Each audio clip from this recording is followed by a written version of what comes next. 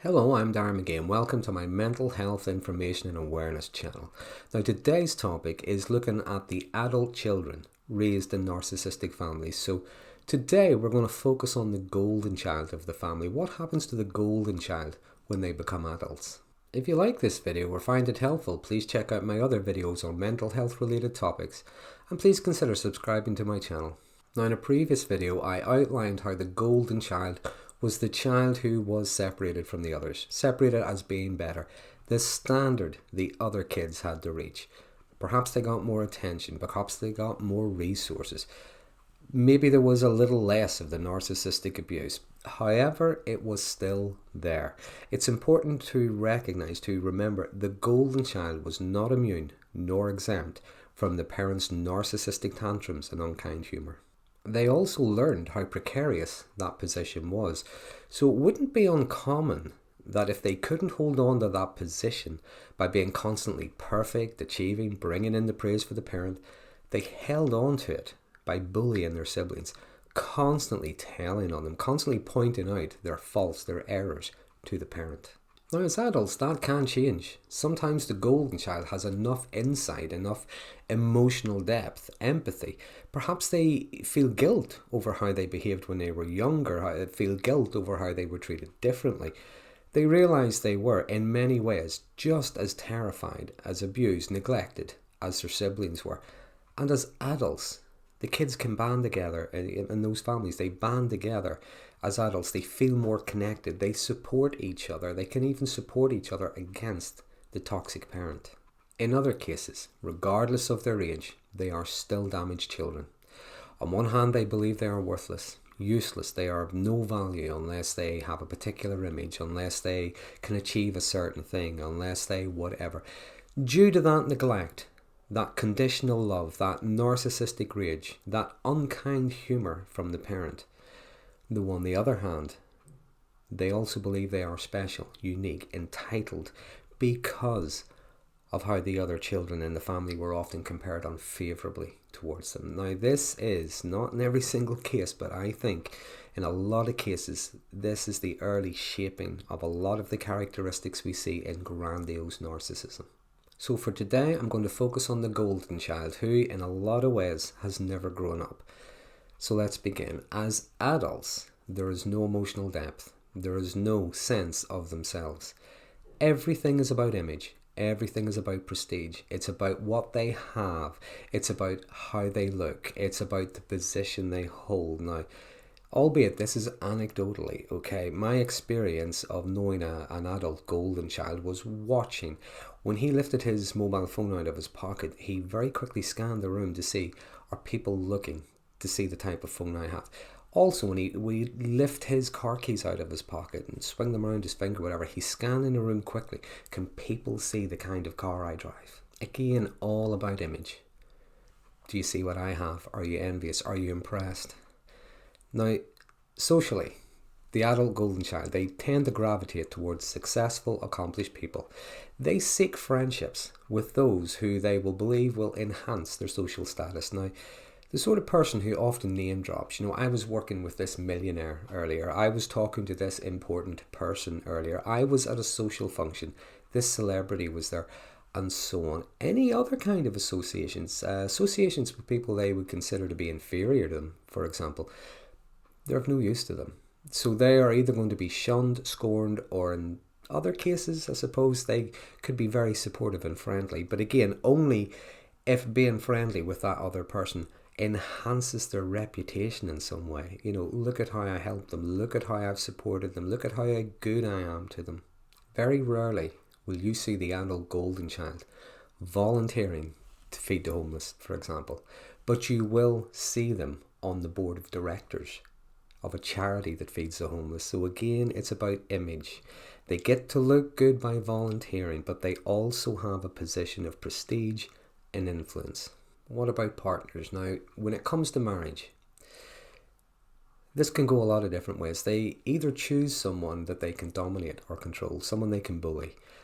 They may choose someone very attractive, someone that other people will envy, that someone that they look good with. Sometimes they may marry a mirror image of that narcissistic parent, or very commonly, they choose someone who will again enhance their social status somehow. So it's more like a transaction than love. Marrying someone from a wealthy, successful family, taking a job, getting a job in that, say, family business, whatever, but in a senior, well-paid position. Now, even if they are very intelligent, very hard-working, they have learned to scheme and manipulate, to get what they want by scheming and manipulating. So if they were to marry someone, for example, it doesn't matter how uncomfortable, how toxic, how difficult that marriage might be even for them, they are thinking in terms of what they are getting from it. Because they have learned to associate things like working hard and doing very well. They associate that with being admired, not necessarily with any kind of personal development. Now, because their siblings were often compared unfavourably to them, as them being more intelligent, better looking, better achieving and so on, they tend to believe this about themselves, even as adults. They will always have more knowledge, more experience.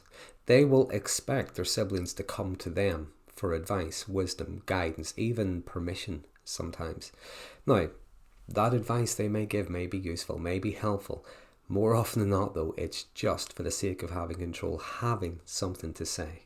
And remember, they grew up in a cult where image was everything. So even as adults, there is a kind of strange balance between them wanting their siblings to be happy, wanting them to be successful, wanting them to be okay, but not too content, not too happy, not too successful, because it may take away from their superior status. Now, the bullying tactics learned when younger, they often continue as adults. And again, this is anecdotally, but the golden child that I knew, he would wait for his chance. He would wait till he saw his victim. He would wait till they were on their own. There's no one about. They're just minding their own business, whatever. Then he would just come up to them. He would insult them, criticize them harshly. And it's very kind of childlike insults. You're stupid. You're useless. You're really jealous of me. Just generally being a twat. Then he would run off, stand behind his kids, grinning. Now, he knew that his victim wasn't going to say anything in front of others, and he would always make sure he was never ever going to be confronted when he was on his own. And even if the behaviour was pointed out to others, who's going to believe the victim? Because he's a great fella. Everyone likes him. It's not in his nature. Look at all the great work he does, etc., etc. Now, this is the thing, again, image, and they only see the surface level. There's no insight, no depth to them, because whenever his brother was told about his behaviour, the brother just sighed and said, yeah, he did the same when we were kids. He would bully us, he would hit us, he would do something when mum and dad weren't watching, and then he would run off and grin at us. Again, so like I say, the childish tactics still being played out as an adult. So can they be helped? Well, as always, I often say, they would have to want to be. They would have to know that their behaviour is maladaptive. They would have to know that it's inappropriate.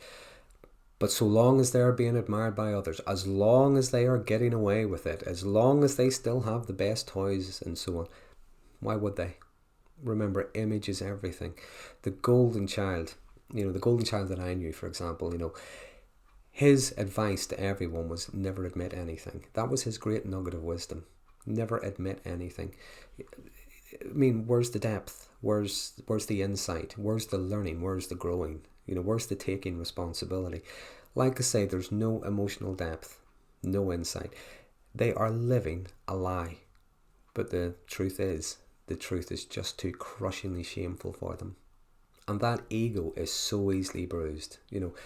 You are a brain surgeon, but they met their sales targets this month. You're getting married, you're about to become a dad or whatever, you're about to become a mum, you're about to whatever, but they've got the latest iPhone. They are so easily wounded, so easily offended, so easily off that pedestal of being the most important person in the room. So there are my thoughts on the grown-up golden child from a narcissistic family. Please use the comment box below if you have any thoughts, comments, queries or questions, even experiences you'd like to share. I do like reading them and responding when I can. If there's any topics you'd like me to cover in the future, again, please use the comment box below. If you like this video, please consider subscribing to my channel. And until next time, thanks for watching.